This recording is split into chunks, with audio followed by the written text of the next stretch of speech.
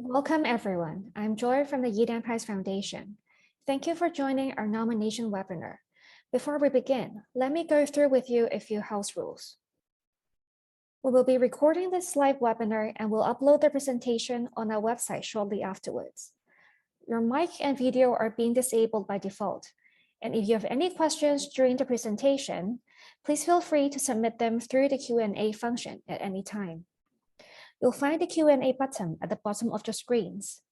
We'll be collecting your questions submitted, and we'll try to answer them during the Q&A session. Now let me invite Mr. Edward Ma, Yidan Prize Foundation's Secretary General, to open our webinar. Good afternoon, good morning, and good evening, everyone. A very warm welcome to all of you.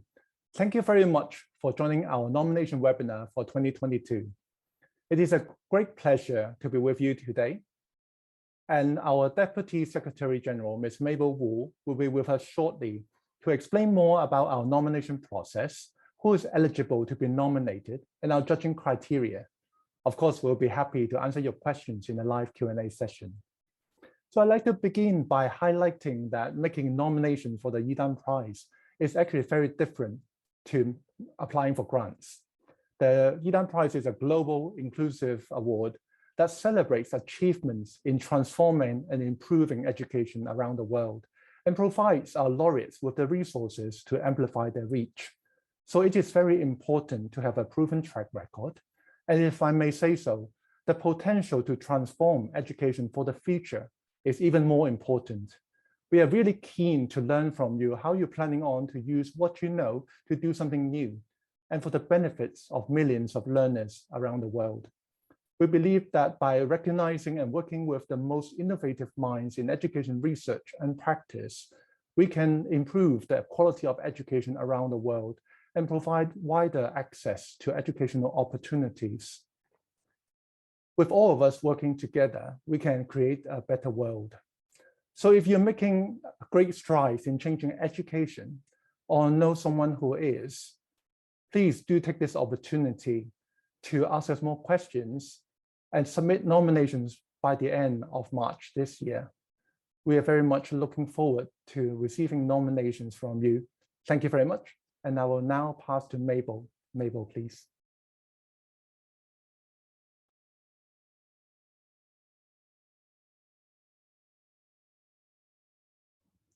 Thank you, Edward, for the introduction. Hi, everyone. Welcome to our nomination webinar. I'm Mabel, the Deputy Secretary General of the Yidan Prize Foundation. So here is the agenda for today. I will first introduce to you what the Yidan Prize is, who are our previous laureates, and explain to you on the nomination process. I will also share with you on what the judging committee is actually looking for when they review nominations, and give you some tips on how to make your nomination a stronger one. And finally, I want to reserve around 30 minutes for live Q&A. So throughout my presentation, don't hesitate to submit whatever question that you may have by typing them in the Q&A box. So let's begin. The Yidan Prize actually established in 2016 with one simple goal, that is to create a better world through education. And we believe we can do so by inspiring and nurturing the most exciting ideas in education. Every year, we award 2 prizes to individuals or teams of up to 3 persons. The first prize I want to introduce to you is the Yidan Prize for Education Research. And for this research category, our judges look at work that explores the theory of learning, works that can help educators understand different approaches in learning or teaching. So let me give you some kind of examples of what our previous research laureates are actually working on. Professor Carol Dweck is our 2017 research laureate. She is a psychologist, and the concept of growth mindset that she developed actually helped us to encourage learners to take on greater challenges. Another example is Professor Larry Hatches, our 2018 research laureate. His research shows decision makers which interventions work well and why. Another example is Professor Usha Goswami. Her research in neuroscience explores how our minds learn from our very earliest days. So I hope this gives you some kind of ideas on what we mean by education research. And another prize is the education development. And in development, our judges look for laureates that enrich the practice of learning. They may be developing some kind of new methods or ways to make quality education more widespread. Again, let me give you some kind of example. Ms. Vicky Colbert from Colombia is our 2017 Development Laureate. So she has been bringing quality education to the most remote rural parts of South America and beyond. Professor Ina Agual is our 2018 Development Laureate. He has been using technology to spread online education across the globe. And the edX platform that he developed is now having over 1 billion learners globally. Another example that I want to highlight is Lucy and Angie from CamFed. So they are actually our first team winning the Yidan Prize. So they have been keeping millions of girls in African schools, building communities that continually reinvest in female education. So you may ask, why do we need to focus on research and the development category? It's very simple because we believe these two areas work closely together and they constantly reinforcing each other, giving some kind of new paths for us to explore. And through our prize, we recognize and invest in all the education change makers. Being our laureates, they will be receiving a gold medal, a cash prize, and a project fund. And the project fund is something that I want to highlight here because throughout your presentation, when you submit your nominations, you better include as concrete as possible the details on how the nominee is going to use this project fund, because this is the very unique elements that differentiate the Yidan Prize from the other prizes around the globe. And if the laureate is actually a team of 2 or 3 persons, the cash prize and the project fund will be shared equally among them. So you may have a question, okay, I know about the prize, but why do I need to nominate for the prize? Well, we are here to champion big ideas in education, research, and practice. We recognize education changemaker and invest in their meaningful work. So our laureates can use the prize to expand their reach into new regions or even begin new projects. It's really up to them on how to spend that project funding. So let me give you some kind of examples on what our laureates would use the project funding for. The first example I want to give you is our 2020 Education Research Laureate, Professor Carl Wyman. So he is using his project fund to further develop the PhET interactive simulations that he has been using. So he just wants to increase the accessibility as well as to enhance the quality of science education through this research-based science and math online learning tool. And in development side, we have the 2019 Development Laureate Sir Faisal Abed, who is the founder from a Bangladesh-based development organization, BRAG. So the BRAG team is using the project funding to further develop their play-based early childhood development programs in Bangladesh. And now they have been bringing these play labs to Uganda and Tanzania as well, not only merely focusing on Bangladesh. Indeed, with this project funding, they have been trying to reaching much wider community. We work with our laureates to share their work to educators, government, philanthropists, civil societies, and many, many other different peoples around the world. They speak at our events, and we also invite them to speak at our partners' event. And through our network of change makers, we are building a platform to bring the best thinkers together, and we want to shape the future of education. So what the judging committee is actually looking for? Before I go into detail about the judging criteria, let me first introduce to you on our judging committee. So here are the 13 members in our independent judging committee. So they are from different experts and from different countries. So far, they're coming from 9 different countries, including China, Colombia, France, Ghana, India, Japan, Korea, Russia, and the United States. The committee is led by the chairman, Dr. Kuusulu Masura, former Director General at the UNESCO.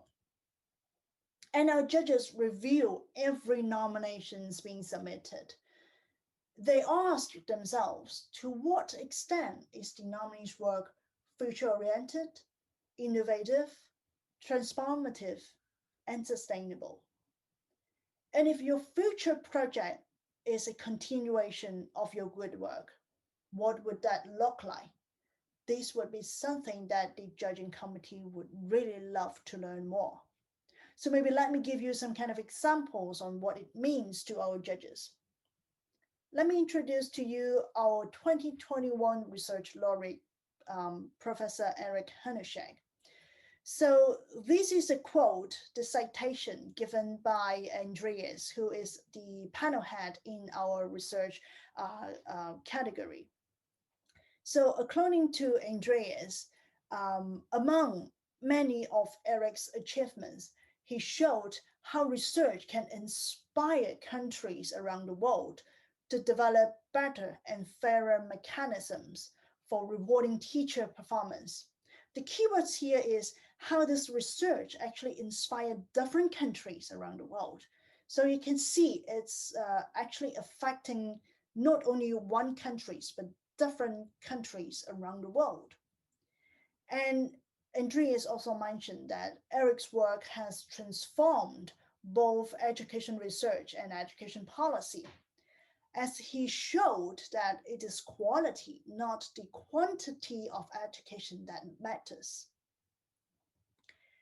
Furthermore, throughout his nominations, the judges learned that Eric plans to use his prize funding to establish a research fellow program in Africa, trying to train the talented young African economists working on education in the region by connecting them with leading researchers around the world. So this is very important. As you can see, Eric have a very clear plan on how he would use this project funding if he is going to be selected as our laureate. So please remember, you also prepare a very concrete plan on how to use the project funds. Another sort of reminders and words from Andreas here is that we hope to receive nominations that align with our 4 criteria. So we are not focused on the nominee's career stage or the profile of the organizations. We welcome everyone to nominate regardless of the stage of their career. So don't worry if I'm too young or whether the nominee's organization is too small. So from the judging committee's point of view, they welcome everyone to submit nomination, as long as you can demonstrate how the nominee and their works actually fits into the 4 criteria. And so much about the research category. Then how about the development side? What the judging committee is actually looking for development category. So here is the example from 2021 Development Laureate, Dr. Rukmini Banerjee. And again, this is the citation from the development panel head. Now is Ms. Dorothy Gordon's citation. So in her citation, she mentioned that Crookham engaged in a deliberate research and testing process to find a solution to the literacy and numeracy learning gap issue in rural India. And their intervention is currently reaching 5 million children annually. It's really a very impressive number, 5 million children annually. And she also mentioned that Rukmini's conviction and creativity and that of the team and that of her team demonstrate that the value of constructive questioning and evidence-based decision making. And again, through her nominations, the judging committee learns that Rukmini plans to use her prize funding to expand Crackham's early years program and collective approach to millions more. So from the development side, the example of Rukmini shows that how the impact of Rukmini's work and that of Crackham's work has been benefiting and affecting the lives of so many millions of people in India. And again, there is a very clear concept on how Rukmini is going to use the prize funding for if she is being selected. And in other words from Dorothy is that we encourage you to include any independent evaluation reports on your nominee's work here. So whatever evaluation report that you have, please submit them as supporting documents. And apart from external review report, you may consider to share whatever other information that you think the judges would find it helpful when reviewing your nominations. Say, for example, if there is any media coverage about the programs or any specific journals that have been submitted in showing the impact of the projects, that would be really, really helpful for the judging committee. So you know about the criteria, you know about what the judging committee is actually looking for. Then how are you going to submit a nomination? So when you prepare a nomination, there are 3 types of people that would be heavily involved in the process. First is that you have to find a nominator. So the nominator will be the one who create the account on our online nomination platform. He or she will be the one to input all the details, upload the relevant documents to the platform, and being the main contact with the secretariat. And for sure, you have to get either a nominee or a team of nominee. So it could be 1 or 2 or 3 persons as the nominee. And if you are nominating for a team, that teams doesn't really have to be working at the same organizations. They could be only a research group working on the same project together, or maybe people who are working on the same project, but actually from different organizations. Is absolutely fine as long as they are working together on the same goal and on the same project. And another very important group of people is supporters, because we want to get another view from another group of people on how they perceive the works of the nominee. So they may be coming from another perspective from the nominator. They could be the beneficiaries, they could be the partners or collaborators of nominees' work, could be anybody. As long as they know about the works of the nominees, and then they can mention about the impact of the works of the nominees, that would be very, very helpful. So nominations is actually a very simple but robust process. So all the nominations have to go through our online nomination platform. So just visit our nomination platform. Here is the link. So here is the step on how to submit a nomination. First, register a nominator account at nomination.yidanprize.org, share your nominee's biography and CV, and explain to us on why that person deserves this award, how they meet the criteria. And for the nominees, please ask them to prepare a 2-minute video on how he or she is going to use the project fund if they are being selected as our laureates. And for education research, we would need nominees' relevant publications as well. It could be a book, it could be a book chapter, journals, anything. And for education development, as mentioned earlier, independent reviews or evaluation would be very, very helpful for the judging committee. And finally, don't forget to upload supporters letter. You will need at least 2 and at most 5 supporters letter to be uploaded to the nomination platform before you can successfully submit your nominations. And I understand that there are so much to memorize throughout this nomination webinar, but don't worry, because we have developed a step-by-step nomination guide for you to refer to. It's actually currently available on our website in 4 different languages: English, Chinese, French, and Spanish. So at the end of this nomination guide, we also have a very detailed checklist of items. So you can take a look of the checklist and then try to prepare all the necessary information in advance before you upload all of them to our nomination platform. So how to make a strong nomination? Here are some tips for me. First, make the full use of the 2-minute video, as this is the precious time for the nominees to speak straight to the judges. Throughout the judging process, we don't have any interviews, so this is the only chance that the nominees can speak to the judges.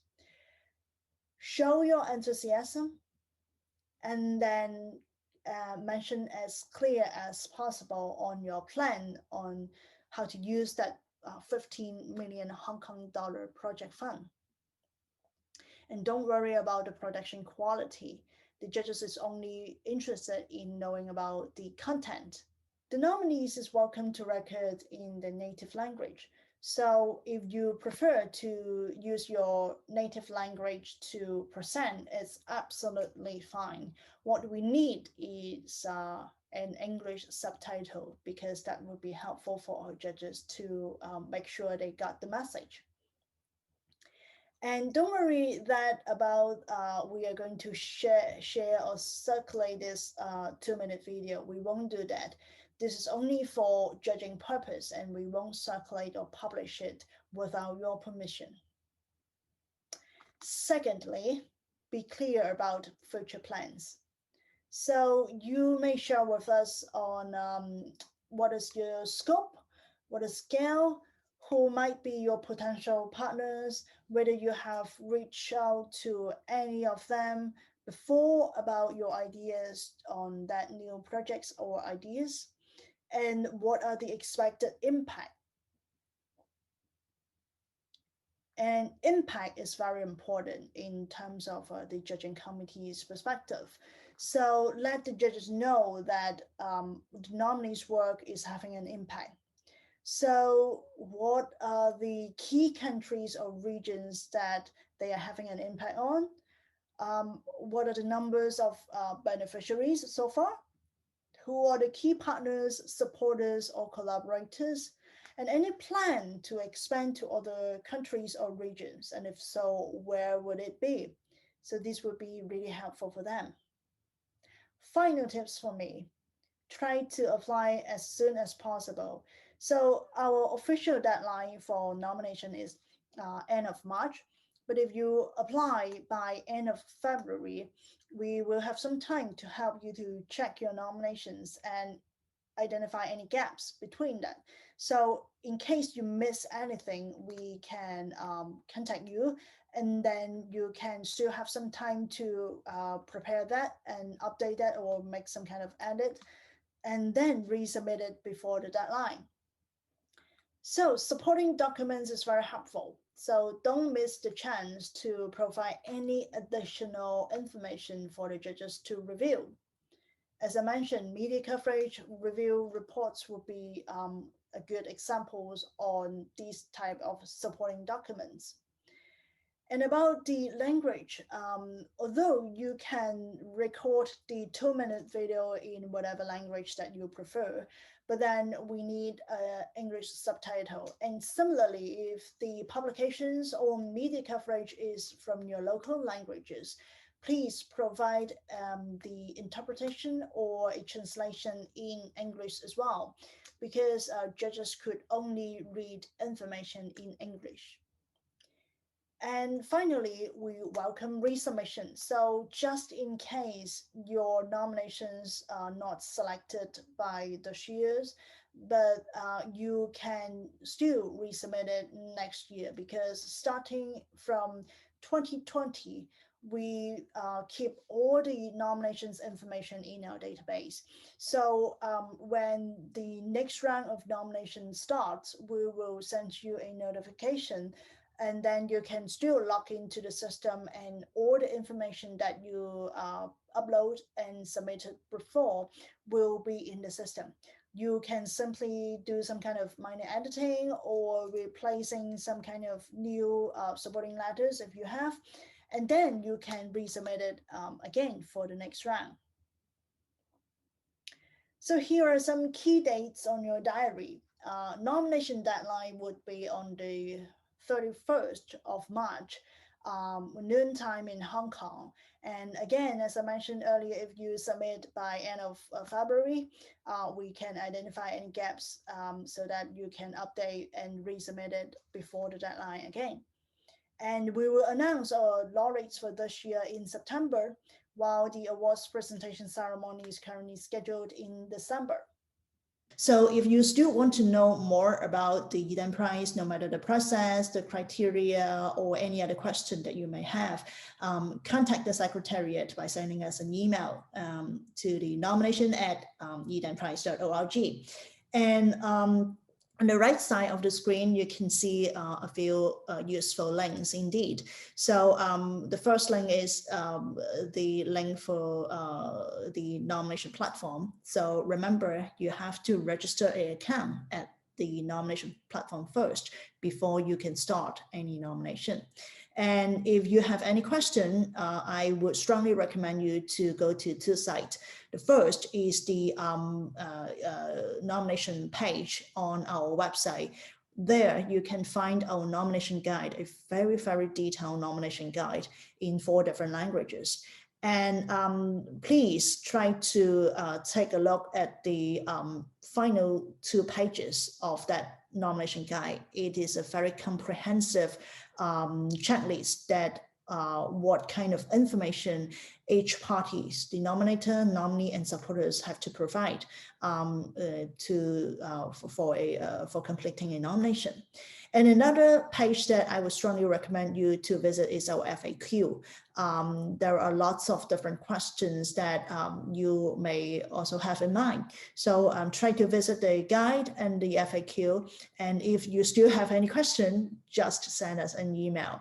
And one final note is that throughout the judging process, please don't try to engage or contact or approach any of our judges, because we respect their judgment, and we want to make sure the whole judging process is impartial and not something that being biased. So I think this is for today, and I hope you found the webinar helpful for you in preparing your nominations. And thank you again for joining us today and sharing your valuable time with us. Goodbye, and hope to receive your nomination very soon. Take care. Bye-bye.